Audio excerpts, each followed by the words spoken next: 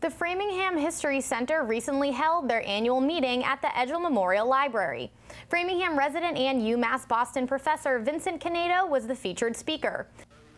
His new book, American Passage, The History of Ellis Island, includes the story of Edward F. McSweeney, a Framingham resident, and the first person to manage Ellis Island in 1892.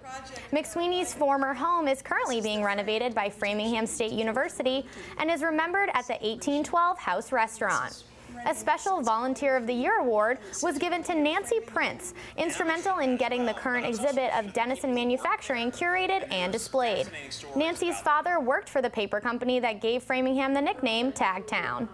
History Center members also enjoyed reports of collections old and new, along with updates of all the work the History Center does to preserve the stories of Framingham. I think we break the mold when it comes to the stereotypic historical society. There's an energy to our programs that makes us anything but stuffy. People feel that and they want to be a part of it. I live right up the street. I've been in Framingham 2.5 years, but my good friend Kevin Swope is the president of Framingham History Center, so he invited me to come, and of course I said yes. When I started researching about Edward F. McSweeney, that he was, that he had lived in Framingham for 2 decades, but back then I wasn't living in Framingham and didn't have much association with it. It's just when I moved here, I ended up moving right down the street from his old house, which was the 1812 house. One of the most exciting things was his time at Ellis Island as assistant commissioner. He was a fascinating person, a smart person, but involved in scandals. He leaves under, a cloud of scandal, and then he comes back to Boston and moves to Framingham and becomes a very prominent citizen of Boston, involved in many different things. So his whole career was fascinating.